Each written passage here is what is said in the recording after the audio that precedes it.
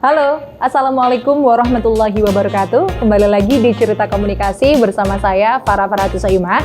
Yang kali ini nih kita bakal bahas soal dekonstruksi tokoh Drupadi dalam pewayangan Purwo yang ada dakwah infiltrasinya.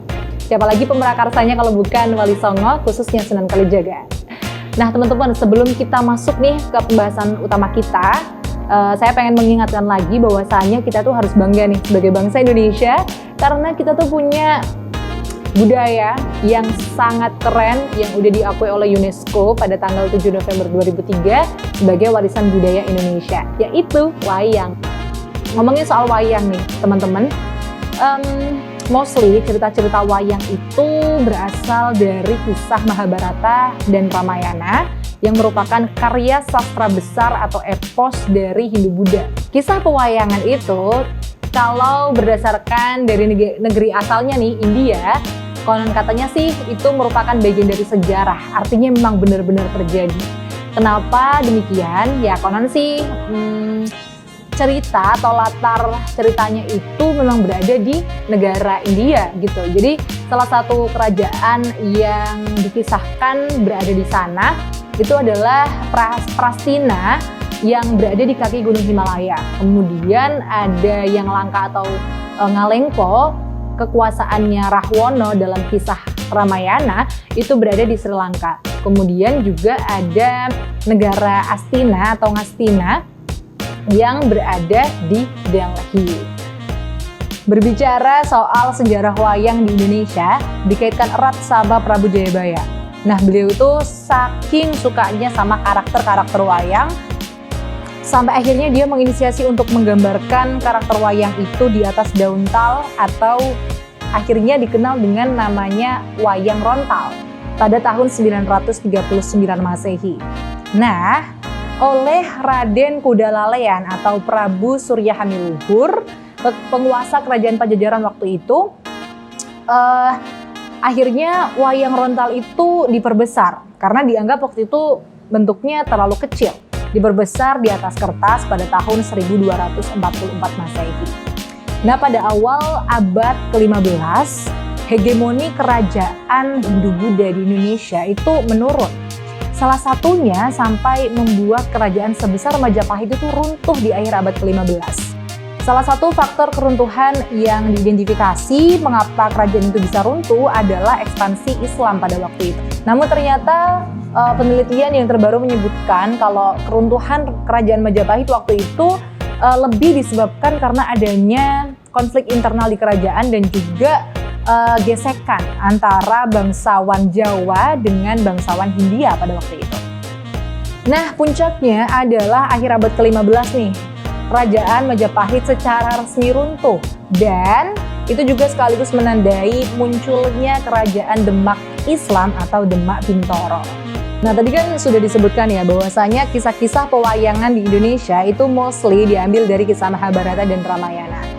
Nah, di kisah Mahabharata sendiri, versi Hindunya nih, ada satu tokoh yang menarik yang akan jadi topik pembahasan kita kali ini, yaitu Drupadi. Ya, Drupadi, tokoh yang paling kontroversial, tokoh perempuan yang punya peran sentral dan kontroversial. Kenapa? Drupadi versi Hindu dikisahkan dia itu merupakan anak seorang raja yang bernama Drupada, penguasa kerajaan Pancala. Nah, karena Drupadi itu merupakan anak yang tidak diharapkan oleh ayahnya, karena pada waktu itu ayahnya berharap ingin punya anak laki-laki, tapi pada kenyataannya dia harus menerima kenyataan bahwasanya Drupadi itu adalah seorang perempuan. Akhirnya Drupadi dijadikan bahan taruhan oleh ayahnya sendiri atau bahan sayembara oleh ayahnya sendiri.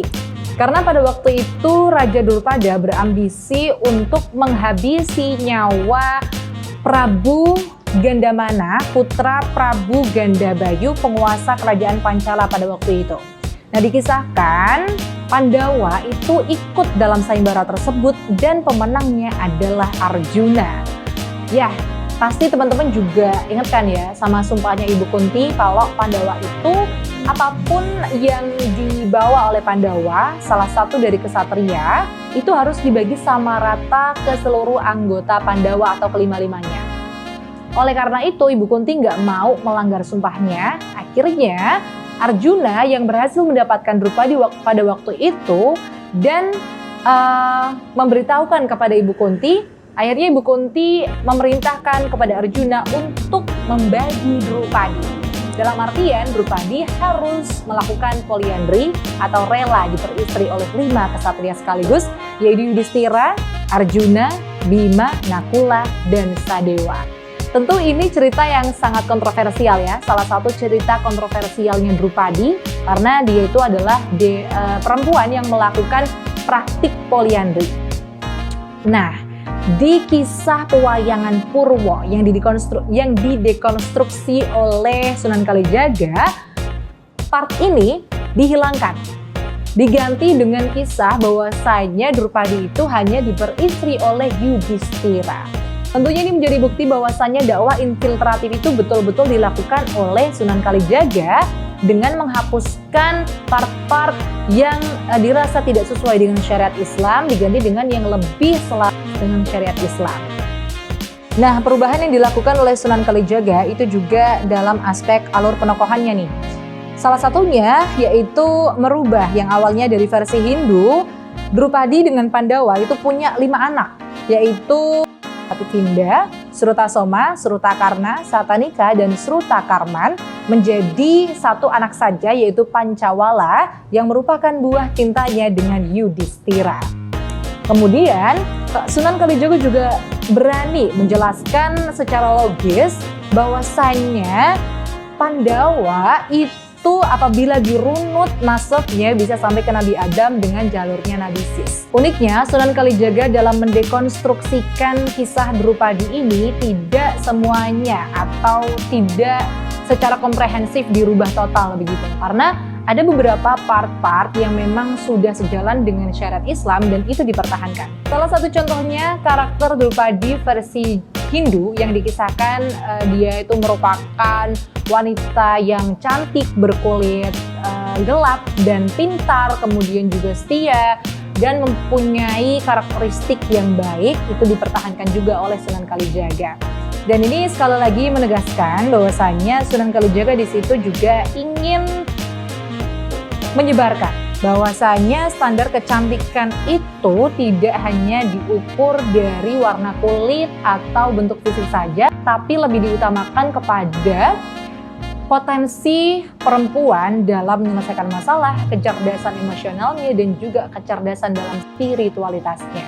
Tentunya ini juga bukan tanpa dasar teman-teman semua, yaitu ada dasarnya di Quran Surat At-Tin ayat 4 yang berbunyi, A'udzubillahi minasyaitonirrajim, Bismillahirrahmanirrahim. Laqad khalaqnal insana fi ahsani taqwim, yang artinya sesungguhnya kami telah menciptakan manusia itu dalam bentuk yang paling sempurna. Ternyata Sunan Kalijaga itu sudah sangat luar biasa sekali dalam melakukan strategi dakwahnya, yaitu menggunakan dakwah infiltratif yang menggunakan media wayang pada waktu itu. Dan salah satu contoh kisah yang bisa menjadi pelajaran adalah kisah Drupadi Wayang Purwo.